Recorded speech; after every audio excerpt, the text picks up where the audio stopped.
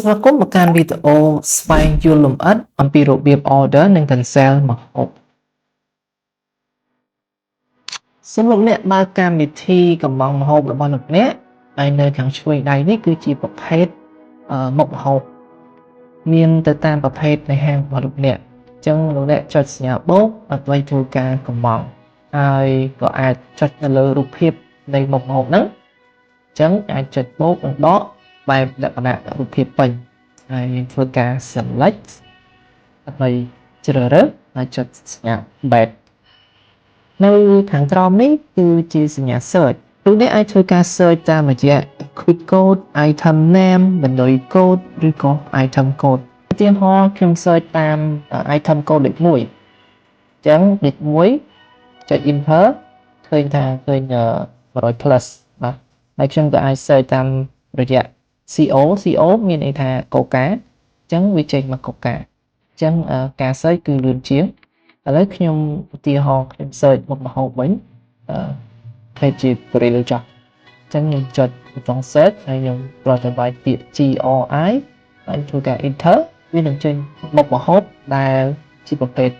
grill ចុចសញ្ញាកន្ត្រកដើម្បីផ្ទៀងផ្ទាត់ការកំងអញ្ចឹងនៅត្រង់កន្លែងផ្ទៀងផ្ទាត់ការកំងយើងអាចធ្វើការបូកដកនៅត្រង់កន្លែងនេះបានបើសិនជាយើងមានការកែប្រែអ្នកអាចចុចសញ្ញារូបខ្មៅដៃដើម្បីធ្វើការ edit ហើយវាយបញ្ចូលចំនួនដែលលោកអ្នកចង់កែប្រែហ្នឹងបានតែម្ដងដោយមិនចាំបាច់ double click ច្រើនដងនៅលើប៊ូតុងបូកដកហ្នឹងទេនេះគឺជាលក្ខណៈពិសេសមួយផ្សេងមួយទៀតអញ្ចឹងនៅខាងឆ្វេងដៃខាងក្រោមនេះលោកអ្នកឃើញប៊ូតុង empty អញ្ចឹង empty នេះមានន័យថាលោកអ្នកចង់cancel ទាំងអស់តែម្ដងនៅអ្វីដែលបានកំងដោយគ្រាន់តែចុចប៊ូតុង empty ហើយចុច yes នោះអ្វីដែលបានកំងគឺត្រូវបាន cancel ចេញអញ្ចឹងលោកអ្នកចេញត្រឡប់មកវិញហើយធ្វើការកំងសារជាថ្មីអូខេចុចលើសញ្ញាកន្ត្រកដដែលដើម្បីធ្វើការផ្ទៀងផ្ទាត់ចុច submit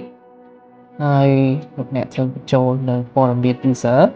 ខ្ញុំសូមបញ្ជាក់ផងដែរថា password នៅកន្លែងនេះគឺត្រូវតែជាលេខមិនមែនអក្សរទេពីខ្ញុំគឺ user លេខ1 password លេខ1ខ្ញុំចុច enter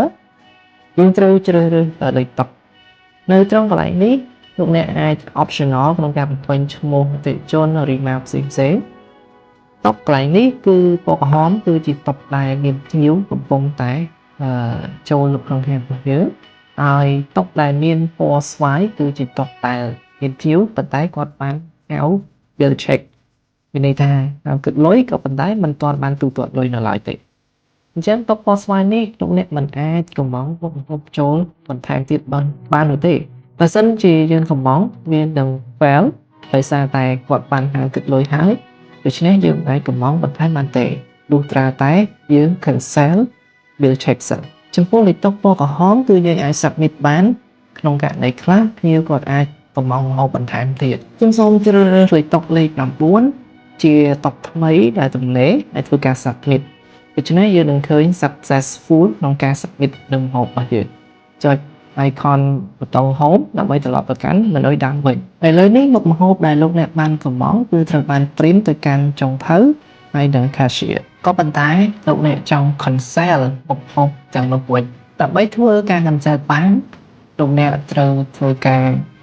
ចុចសញ្ញា tray 3ដើម្បីធ្វើការ login ជាមុនសិនសូមវាយបញ្ចូល user និង password របស់លោកអ្នកនៅត្រង់ចំណុចនេះលោកអ្នកត្រូវជ្រើសរើសលេខតុកដែលលោកអ្នកចង់ cancel គឺលេខតុកលេខ9ហើយចុចប៊ូតុង order លោកអ្នកនឹងមើលឃើញនៅមុខម្ហូបទាំងអស់ដែលបានកំងខ្ញុំចុចលើសញ្ញាដកហើយនៅត្រង់កន្លែងនេះគឺខ្ញុំកំង4ខ្ញុំដក1ហើយ reason គឺយើងនៅតែដាក់ដដែលគឺមាន mistake មាន guest change my item mistake ជាដើមចុច confirm ហើយយើងចុច yes ដើម្បី confirm cancel ចុច OK នៅក្នុងឧទាហរណ៍នេះខ្ញុំនឹងធ្វើការ cancel មុខម្ហូបទាំងអស់ដែលខ្ញុំបានកំងចេញម្ដងមួយដើម្បីជាឧទាហរណ៍ថាភ្ញៀវនៅក្នុងតុនេះគឺគាត់ចង់ cancel ទាំងអស់ឬក៏យើងមានបញ្ហាចង់ cancel វា ឥឡូវនេះខ្ញុំបាន cancel អស់ហើយខ្ញុំធ្វើការត្រឡប់ក្រោយចុចប៊ូតុង back នៅត្រង់កន្លែងនេះគឺតុលេខ 9 គឺនៅក្រហមដដែលក្រហមលោកអ្នកដឹងហើយថាគឺជាតុដែលរវល់ហើយបើសិនជាលោកអ្នកចង់ឲ្យតុនេះពណ៌បៃតងទំនេរតែម្ដងលោកអ្នកត្រូវប្រាប់ទៅកាន់ cashier ព្រោះ cashier ទើបមាន permission ក្នុងការ clear តុនេះជាធម្មតា cashier គឺមានសិទ្ធិ cancel តុចេញហើយចុងក្រោយយើងធ្វើការ log out ជាការស្រេច